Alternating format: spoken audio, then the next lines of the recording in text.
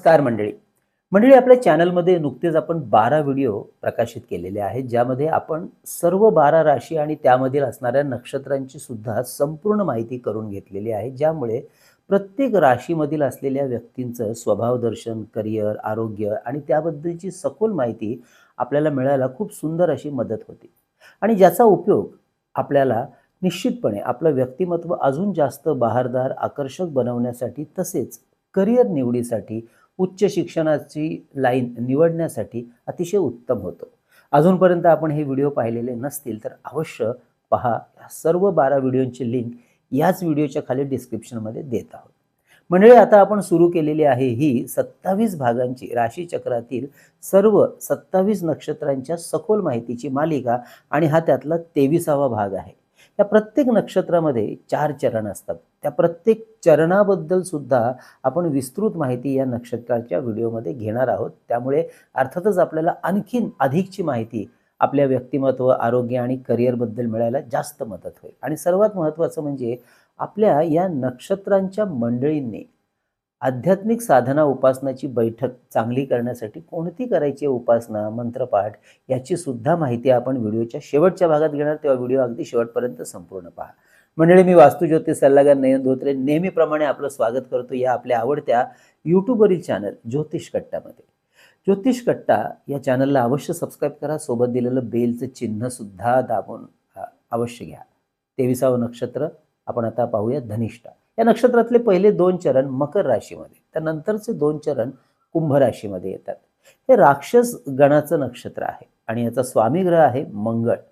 तसेच पृथ्वी तत्व या नक्षत्राचं तत्व आहे. तर मकर आणि कुंभ राशीचा स्वामी ग्रह शनी, त्यामुळे शनी व मंगळ या 2 ग्रहांचा प्रभाव धनिष्ठा नक्षत्रावर आपल्याला आढळतो. या नक्षत्राचं नामाक्षर आहे गा, गी, गु, गे व या नक्षत्राचं बोध चिन्ह आहे ढोल म्हणजे मृदुंग. त्याचमुळे या व्यक्तींवर संगीत क्षेत्राशी संबंधित कला क्षेत्राचा जो प्रभाव आहे तो फार मोठा आढळतो.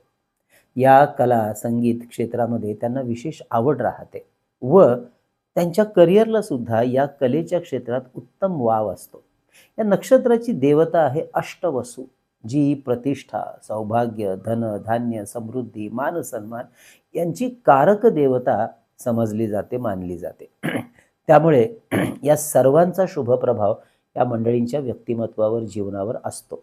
अपह, ध्रुव, धारा, अनिल, सोम, अनल, प्रत्युषा आणि प्रभास हे 8 वसू आहेत, ज्यांना अगदी देवाप्रमाणे शुभकारक देवता म्हणूनच पूजलं जातं, समजलं जातं, मानलं जातं.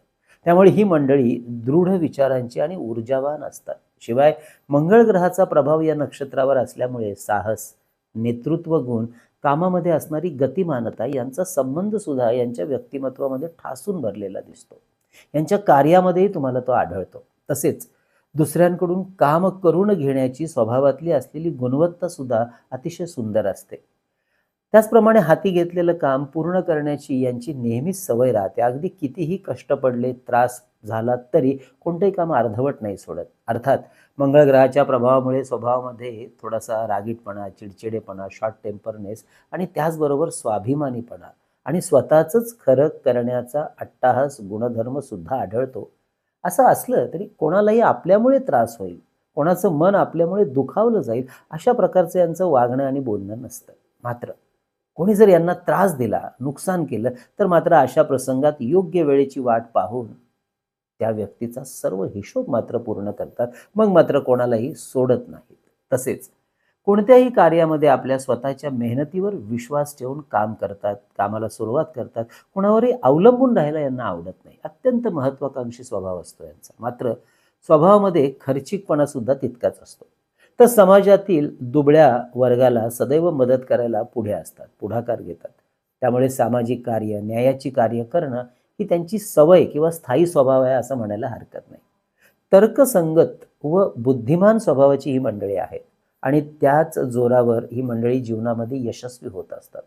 मात्र कामामध्ये कधी-कधी एवढं स्वतःला गुंतवून घेतात की लग्न वगैरे करण्याच्या वयाचा विचारही करत नाहीत. ते वय कधी-कधी निघूनही जातं. थोडक्यात यांची लग्न कार्य काही ना काही कारणांमुळे उशिरा होण्याची शक्यता असते. मात्र लग्नानंतर भाग्योदय मात्र यांना खूप सुंदर असा अनुभव देतो. यांच्या बाबतीमध्ये हा भाग्योदयाचा अनुभव लग्नानंतर मिळतो पाहायला. धनिष्ठा या शब्दाचा अर्थच मुळामध्ये धनवान असा होतो. त्यामुळे या नक्षत्रामधील व्यक्ती चांगल्या धनवान संपन्न अशा असतात. त्याचबरोबर शनी ग्रहाची व्यवहार कुशलता आणि दूरदृष्टी, नियोजन क्षमता आणि मंगळ ग्रहाची असलेली आंतरिक शारीरिक ऊर्जा यांच्या अंगी असल्यामुळे सतत कार्यामध्ये मग्न राहणं, स्वतःला गुंतवून ठेवणं यांना मनापासून आवडत असतं. कष्ट करण्याची एक प्रकारची यांची वृत्तीच असते. यामुळे कामातलं यश सुद्धा यांना खूप चांगल्या पद्धतीने रीतीने मिळताना दिसतं. व्यापार उद्योगामध्ये सुद्धा यांना विशेष रस असतो. यांचं कार्यक्षेत्र पाहिलं तर त्यांना संगीत, नृत्य, कलाकौशल्य, नाटक, सिनेमा यामधील असलेले कलाकार अशा क्षेत्रांमध्ये आवड आणि प्रगती असते. त्यामुळे ही मंडळी गायक, संगीतकार, नाट्य, सिनेमा कलाकार सुद्धा अतिशय उत्तम पद्धतीने होऊ शकतात. शिवाय बँकिंग, फायनान्स या क्षेत्रामध्ये सुद्धा त्यांचा वावर यशस्वी असतो आणि म्हणूनच अकाउंटिंग, विमा किंवा आर्थिक सल्लागार, वाहनांशी तसेच मेकॅनिकल म्हणजेच मशिनरी वर्क, इंजिनिअरिंग, अग्नीशी संबंधित कामं, इलेक्ट्रॉनिक, इलेक्ट्रिसिटी, शेती, मातीकाम, खाणकाम, आधुनिक तंत्रज्ञान, कॉम्प्युटर, इलेक्ट्रिसिटी, इलेक्ट्रॉनिक अशा क्षेत्रातही यांना चांगला जम बसवता येतो, यश मिळवता येतं. पेट्रोलियम पदार्थ, पेट्रोकेमिकल्स, लोखंड, विद्युत पदार्थांशी संबंधित कार्यक्षेत्र, जमीन जुमला, बांधकाम साहित्य यामधीलही कार्य यांना विशेष भावतं. आधुनिक विज्ञानाची सुद्धा यांना खूप चांगली आवड असते. मंगळाचा प्रभाव असल्यामुळे संरक्षण क्षेत्र जसे की मिलिटरी, पोलीस, अंगरक्षक यामधील कार्यसुद्धा यांना यश मिळवून द्यायला मदत करतात. त्याचप्रमाणे क्रीडा क्षेत्र, ॲथलेटिक क्रीडा क्षेत्र, मैदानी खेळ यामध्येही करिअर करण्याची संधी मिळाली तर अवश्य घ्यायला हरकत नसते.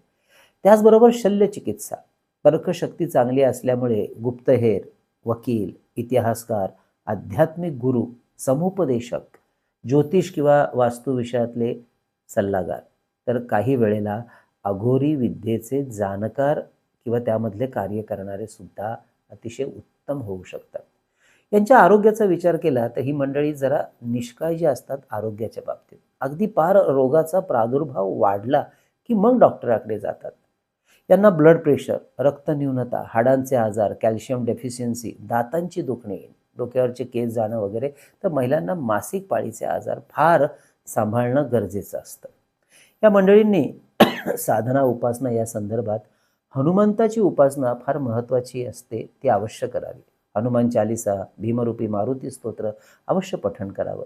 दर शनिवारी आणि मंगळवारी मारुतीरायाचं दर्शन घ्यावं आणि अतिशय सुंदर उपाय तो म्हणजे दर मंगळवारी मारुतीला कुंकू अर्पण करावं. तसेच शनिग्रहाचं मंदिर असल्यास दर शनिवारी शनिग्रह देवतेचंही दर्शन घेणं, तर दर शनिवारी पिंपळ वृक्षाला जल अर्पण करणं, शक्य झालं तर त्याखाली राईच्या किंवा तिळाच्या तेलाचा दिवा लावणं किंवा कापसाची वात प्रज्वलित करणं, प्रदक्षिणा करणं उत्तम समजलं जातं. तसेच या मंडळींनी अंगावर गणेश रुद्राक्ष किंवा 11मुखी रुद्राक्ष धारण करणं उत्तम. आपल्या देवघरात सुद्धा हनुमंत यंत्र, सुदर्शन यंत्र अवश्य ठेवून त्याचं रोज दर्शन घ्यावं. आता आपण जाणून घेऊया या नक्षत्रामध्ये येणाऱ्या 4 चरणांनुसार त्यांचं गुणवैशिष्ट्य. पहिल्या चरणात जन्म घेतलेली मंडळी ही अत्यंत आकर्षक व्यक्तिमत्वाची असतात.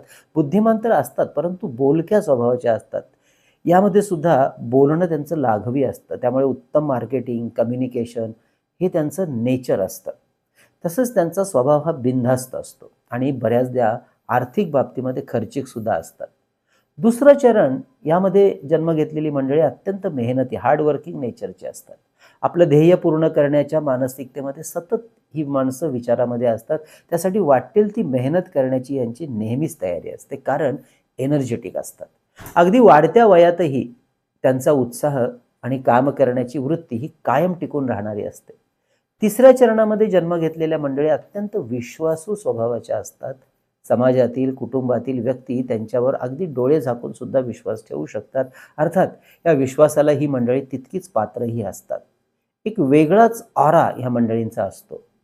चौथं चरण यामध्ये असलेली मंडळी अत्यंत उतावळ्या स्वभावाची असतात. त्यामुळे बऱ्याचदा विचार न करता काम करतात. त्यामुळे नुकसान होण्याची शक्यता वाढते आणि त्यामुळे बऱ्याचदा फ्रस्ट्रेशनमध्ये राहतात.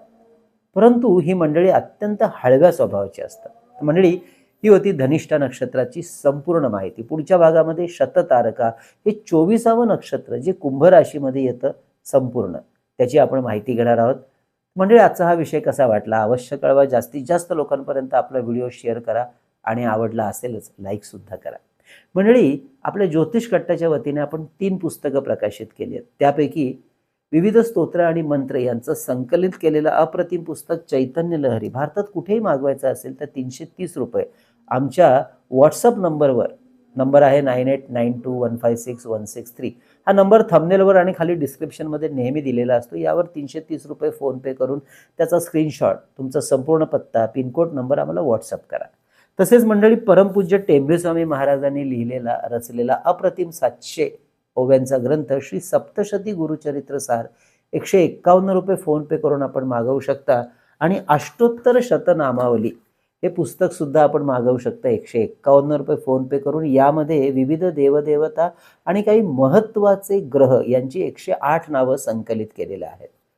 तसेच मंडळी, शुभमुहूर्तावर अभिमंत्रित आणि सिद्ध केलेली विविध रुद्राक्ष, विविध ग्रहांची यंत्र, तर विद्यार्थ्यांसाठी गणेश रुद्राक्ष, सिद्धी गणेश यंत्र, सरस्वती यंत्र, आपल्या ऐहिक सुखासाठी आपल्या कार्यालयात आणि वास्तूमध्ये ठेवता येण्यासारखं श्रीयंत्र, कुबेर यंत्र, वास्तुदोष निवारण यंत्र, वास्तु इंद्राणी यंत्र, सुदर्शन यंत्र, अन्नपूर्णा यंत्र, सर्व कार्य सिद्धी यंत्र, नवग्रह यंत्र, दक्षिणावर्ती शंख आणि हे धूपदीप पात्र.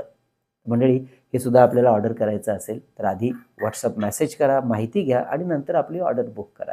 त्याचप्रमाणे ज्यांना आपल्या वास्तू आणि ज्योतिष विषयाचा सल्ला आमच्याकडून घ्यायचा असेल तर हे सशुल्क मार्गदर्शन घेण्यासाठी अवश्य आम्हाला व्हॉट्सअप करा, माहिती घ्या आणि नंतर आपली अपॉइंटमेंट बुक करा. अर्थात हे मार्गदर्शन ऑनलाईन म्हणजे फोनवरूनच केलं जातं. त्यामुळे अगदी देश-विदेशातून किंवा परदेशातून आमच्या इतर क्लायंट्सप्रमाणे आपणही आपल्या घरबसल्या हे मार्गदर्शन घेऊ शकता. तर मंडळी, आजचा विषय कसा वाटला आवर्जून कळवा. आणि हो, दर महिन्याला प्रकाशित होणारं मासिक आणि दैनंदिन राशी भविष्य आपल्या या चॅनलवर पाहायला बिलकुल विसरू नका. मंडळी, तोपर्यंत कळावे लोभय असावा. धन्यवाद.